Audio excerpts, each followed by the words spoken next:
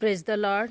प्रियो, मैंने इस वीडियो में श्राप और पाप के विषय में बताया है और पूर्वजों के श्राप के विषय में बताया है कि क्या श्रापों का और पूर्वजों के श्रापों का हमारे ऊपर प्रभाव पड़ सकता है या नहीं पड़ सकता।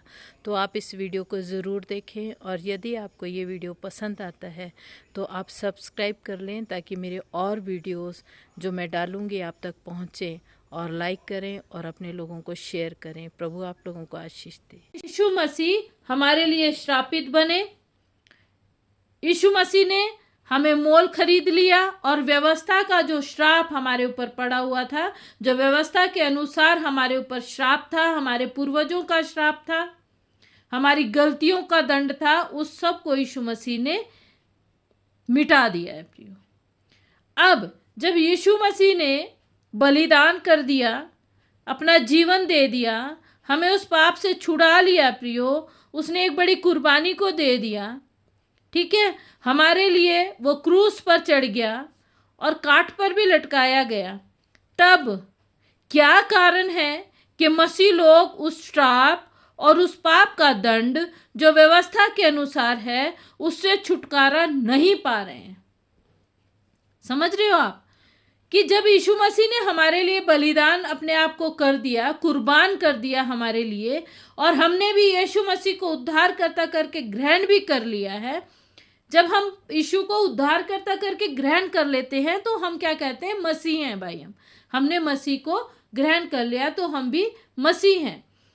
तो इसीलिए मैंने कहा है कि क्या कारण है कि मसीह लोग, जो प्रभु के पीछे चलने वाले लोग हैं, वो पाप और श्राप को अभी भी झेल रहे हैं, अभी भी झेल रहे हैं। जो दंड व्यवस्था के अनुसार था उससे वो छुटकारा क्यों नहीं पा रहे हैं, और क्यों उनके जीवन में अभी भी वो श्राप दिखाई देते हैं? जैसा मैंने आप लोगों को श्राप के कुछ एग्जाम्पल बताए हैं प्रियो। तो हम देखेंगे 1 पतरस 2:24। आप पढ़ सकते हैं प्रियो, कोई भी निकाल के फटाफट एक बार वचन को पढ़ लो। कौन सा वचन दी? 1 पतरस 2:24।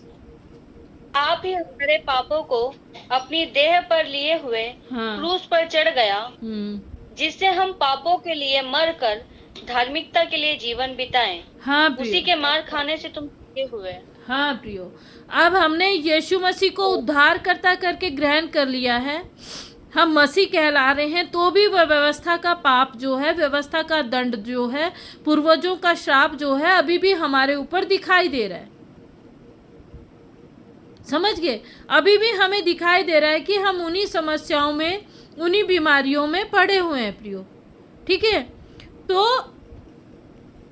1 पतरस 2:24 कहता है कि यीशु मसीह आप ही हमारे पापों को अपनी देह पर लिए हुए क्रूस पर चढ़ गया, जिससे हम पापों के लिए मरकर धार्मिकता के लिए जीवन बिताएं।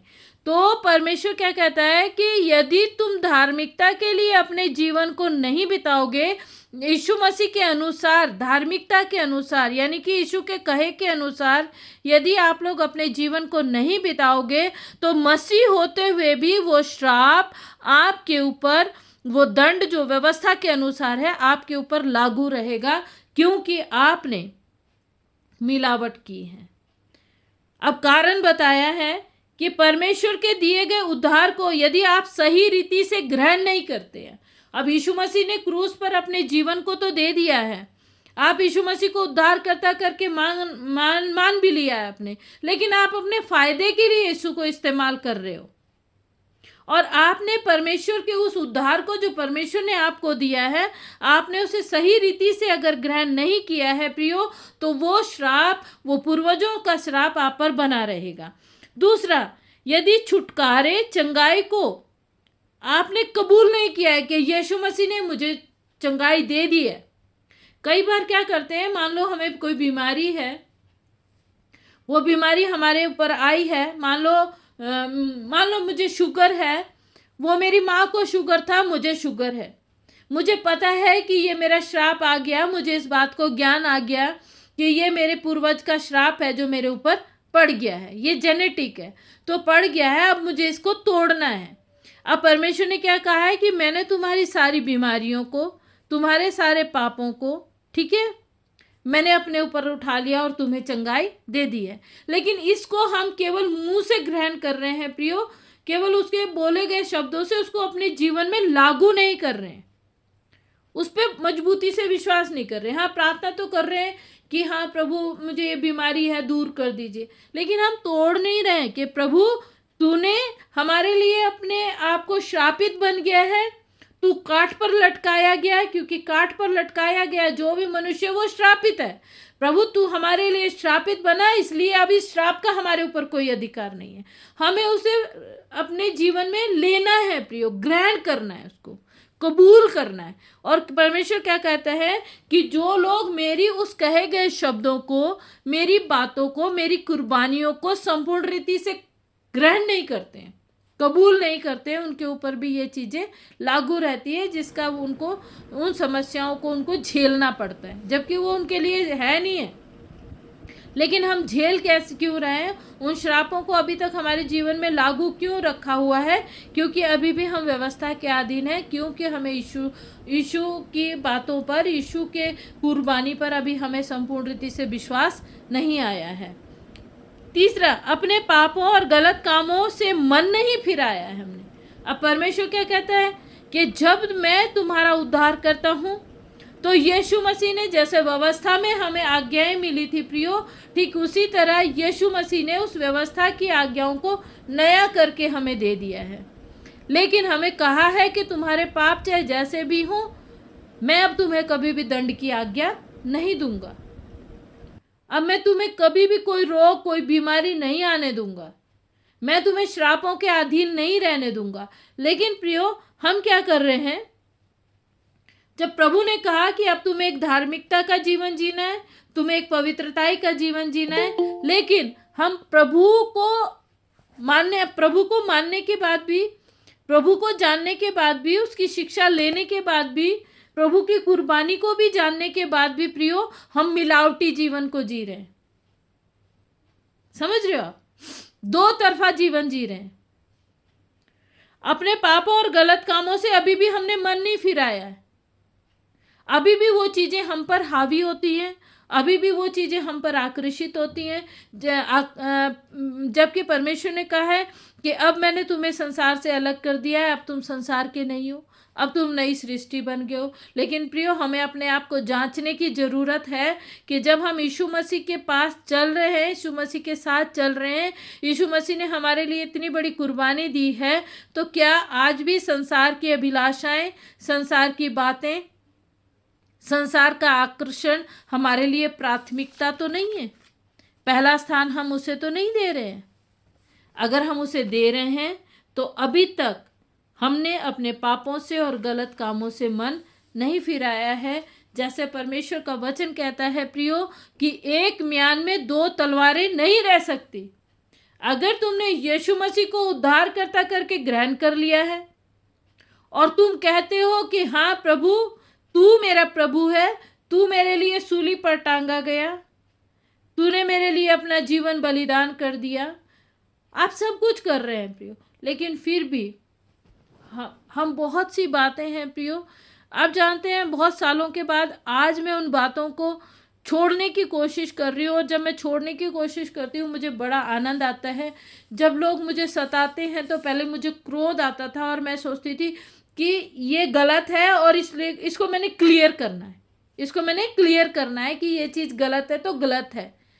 लेकिन जानते हैं प्रियो, यीशु मसीह ने सिखाया, कोई गलत कर रहा है उसे माफ़ कर दे, जो भी गलत कर रहा है तो उसे माफ़ कर दे, बस तू सीधा आंख बंद कर और मेरे पीछे चल ले। जो कर रहा है, पहले हम क्या करते थे कि कोई गलत कर रहा है तो हम बोल के अपने आप को सही सिद्ध करने की मेरे अंदर थी प्रियो ये क्वालिटी, कि अगर कोई गलत कर रहा है तो मुझे ये बताना जरूरी है कि भाई तू गलत कर रहा है, तू पक्षपात कर रहा है, तूने गलत किया है। लेकिन आज परमेश्वर इस चीज़ को सिखा रहा है कि वो अन्य जाति है, वो अन्य जाति है, उसका स्वभाव है वो गलत करना। तू उसको जितना सिखा दे तब भी वो गलत करेंगे। उनके अंदर नफरत है, उनके अंदर ईर्ष्या द्वेष है, वो दूसरों को हानि पहुंचाना चाहते हैं, वो उनका नेचर है। तो तू उसको बोल के बदल नहीं सकती, उल्टा वो तेरे शत्रु बन जाएंगे, परंतु तूने क्या करना है, उसके लिए प्रार्थना करनी है। तो ये बदलाव है प्रियो, कि हम जैसे संसार में पहले चल रहे थे, जैसे हम संसार में पहले सोच रहे थे, या जैसे संसार के कार्य हम पहले कर रहे थे, अब वो कार्य बिल्कुल डिफरेंट होने लग जाएंगे प्रियो, बिल्कुल अलग होने लग जाएंगे जब आप यीशु मसीह की आत्मा के अनुसार चलेंगे, पवित्र आत्मा के अनुसार चलेंगे। जहां पर भी आपको लगेगा कि मुझे ये चीज क्लियर करनी है, परमेश्वर आपको कई बार रोकेगा, नहीं आपने संसार के जैसा न्याय नहीं करना है, आपको संसार के जैसा काम नहीं करना है, आपने रुकना है। तो प्रियो, अगर हम प्रभु में हैं तो हमें प्रभु को गहराई से मनन करना पड़ेगा प्रियो। जब हम गहराई से मनन करेंगे और जब हम उनको श्रापों को तोड़ेंगे ना प्रियो, वो श्राप हमारे ऊपर परमानेंट नहीं रह सकते। अगर गरीबी है हमारे पास परमानेंट नहीं रह सकती। कई लोग इतना कमाते हैं प्रियो, लेकिन उनकी गरीबी खत्म नहीं होती, नहीं है। ये क्या है? श्राप है प्रियो। क्यों? क्योंकि परमेश्वर ने कहा तू पसीना बहाएगा ना। जब आदम हवा ने गलती की थी तो प्रभु ने श्राप दे दिया था ना, कि पहले तो तू आराम से खाता था, अब तू पसीना बहाएगा, आशीष नहीं पा सकेगा, अच्छे से इस्तेमाल नहीं कर सकेगा। लेकिन जब आप प्रभु में सही रीति से चलेंगे प्रियो, जब आप प्रभु की आज्ञा के अनुसार चलेंगे, आप अपने अन्न पर, अपने जल पर, अपने कार्य पर, अपनी नौकरी पर, अपने बच्चों पर, सब पर आप आशीष को देखेंगे। लेकिन आप जानते हैं, आप खुद श्राप के अधीन आ जाते हैं। आप सच्चाई को जानते हुए गलतियां करते हैं, तब आप श्राप के अधीन आ जाते हैं, और तब ये श्राप हमारे ऊपर लागू होते हैं प्रियो। धार्मिकता के अनुसार हमें जीवन जीना है। अगर धार्मिकता के अनुसार हमारे जीवन जीने में कमी होगी तो भी ये श्राप हमारा पीछा करेंगे प्रियो। तो हमें कैसे, अब तभी मैंने बताया आपको, होशे की पुस्तक 4 अध्याय 6 वचन, परमेश्वर खुद कह रहा है कि मेरे बच्चे जानते क्यों दुखों में पड़े हुए हैं, क्यों मुश्किलों में पड़े हैं। आप पढ़ दीजिए होशे की पुस्तक 4 अध्याय उसका 6 वचन। अंकिता पढ़ दीजिए। मेरे ज्ञान के न होने से मेरी प्रजा नष्ट हो गई।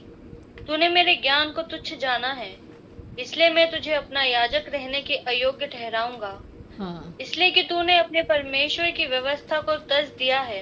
हाँ। मैं भी तेरे बाल बच्चों को छोड़ दूंगा। हाँ, सोच लो प्रियो, कितना गहरी बात है जो परमेश्वर कह रहा है। कहता है ज्ञान की कमी होने के खातिर, कहता है ज्ञान की कमी होने के खातिर मेरी प्रजा क्या हो रही है? नाश हो रही है। उनके पास ज्ञान नहीं है। और प्रियो, यदि हमें परमेश्वर के वचन का ज्ञान नहीं होगा तो हम भी क्या हो जाएंगे? नाश हो जाएंगे। फिर क्या कहता है कि तूने मेरे ज्ञान को तुच्छ जाना है, इसलिए मैं तुझे अपना याचक रहने के अयोग्य ठहराऊंगा। ये परमेश्वर के दास से परमेश्वर बातें कर रहा है, जो उसका याचक है, जो परमेश्वर की आराधना करने वाला है। लेकिन प्रियो, यही वचन हम लोगों के लिए भी है जिन्होंने परमेश्वर के वचन को सुन लिया है और जो परमेश्वर के वचन को जानते हैं, जो परमेश्वर के वचन को जानकर उसे तुच्छ समझते हैं, परमेश्वर के वचन को महत्व नहीं देते हैं। बेकार है ये बोला, बस छोड़ दिया। कई बार बच्चे बोलते हैं ना, माता पिता ने बोला, एक कान से सुना दूसरे से चला गया। कई बार परमेश्वर का जन बोलता है, हम एक कान से सुनते दूसरे से निकाल देते, वो रहने दो। तो परमेश्वर क्या कहता है? तूने मेरे ज्ञान को तुच्छ जाना है। मैं तो तुझे अपने ज्ञान से, भंडार से भर देना चाहता था ताकि तू आशीष पाए, तुझे कभी जीवन में दुख ना आए, कभी कोई समस्या का तू सामना ना करे। लेकिन तूने मेरे वचन को तुच्छ जाना है, इसलिए कहता अब मैं तुझे अयोग्य ठहराऊंगा। तू है ही नहीं आशीष पाने के योग्य। और फिर कहता है इसलिए कि तूने अपने परमेश्वर की व्यवस्था को तज दिया है, मैं भी तेरे बाल बच्चों को छोड़ दूंगा। देखो, यदि आप परमेश्वर में सही रीति से नहीं चलेंगे तो आपके बच्चे कैसे आशीष पाएंगे? आपको परमेश्वर के वचन को, यह व्यवस्था है प्रियो, और नए नियम में यीशु मसीह की आज्ञाएं हैं। तो यीशु मसीह आज्ञाएं क्या दे रहा है? भाई बुराई मत करो, कोई तुम्हारे गाल पे थप्पड़ मारे दूसरा भी ले लो, है ना? व्यभिचार मत करो, चोरी मत करना, गाली मत देना, ये परमेश्वर की आज्ञाएं हैं, ये यीशु की आज्ञाएं हैं।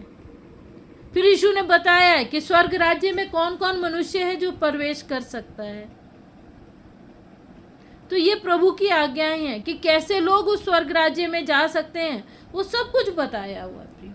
यहाँ पर आज्ञाएं दी थी कि तुम ऐसा नहीं करना, तू ऐसा नहीं करना, तू ऐसा नहीं करना। वहाँ पर भी यीशु मसीह बोल रहे हैं कि मेरे बच्चों, मैंने तुम्हारे लिए अपना जीवन दे दिया, सब कुछ दे दिया, तुम्हारे पाप चाहे जैसे भी रंग के थे मैंने तुम्हें धो के साफ कर दिया। अब मैं तुम पर दंड की आज्ञा नहीं दूंगा, लेकिन मैं कुछ बातें बताना चाहता हूँ मेरे बच्चों, वो काम आप नहीं करना। व्यभिचार नहीं करना, चोरी नहीं करना, किसी को गाली नहीं देना, पर स्त्री गमन नहीं करना, निंदा चुगली नहीं करना मेरे बच्चों, क्रोध नहीं करना मेरे बच्चों, है ना? ये सब यीशु की आज्ञाएं हैं प्रियो। पहाड़ी उपदेश में क्या बताया था? कहता धन्य है वो जो मन के दीन है। तो यहाँ पर यीशु बता रहा है कि तुम्हें मन का दीन भी बनना पड़ेगा, तुम्हें शोक भी करना पड़ेगा, तुम्हारे अंदर मेल मिलाप होना चाहिए। अगर ये चीजें होंगी तब मैं तुम्हें धन्य मनुष्य कहूंगा। तो ये है प्रियो परमेश्वर के वचन। यदि हम इनको मानकर चलेंगे, यदि हम इनको मानकर चलेंगे तो कोई भी तरीके का मानसिक तनाव हो, कुछ भी हो, सबसे पहले श्रापों को डांटना शुरू कर देना। कोई भी अधिकार नहीं है तुम्हारा हमारे ऊपर, क्योंकि हम यीशु के लहू से धुल चुके हैं। आप जीत जाएंगे प्रियो। हमें परमेश्वर ने मुफ्त में ये गिफ्ट दे दिया है। कोई माता पिता भी अपने बच्चों के लिए बलिदान नहीं हो सकता प्रियो। यीशु मसीह हमारे लिए अपने खून का एक एक कतरा बहा कर गया है, लेकिन उसे हमें लेना पड़ेगा। परमेश्वर क्या कहता है? धन्य है वो जो मुझ पर बिन देखे विश्वास करते हैं।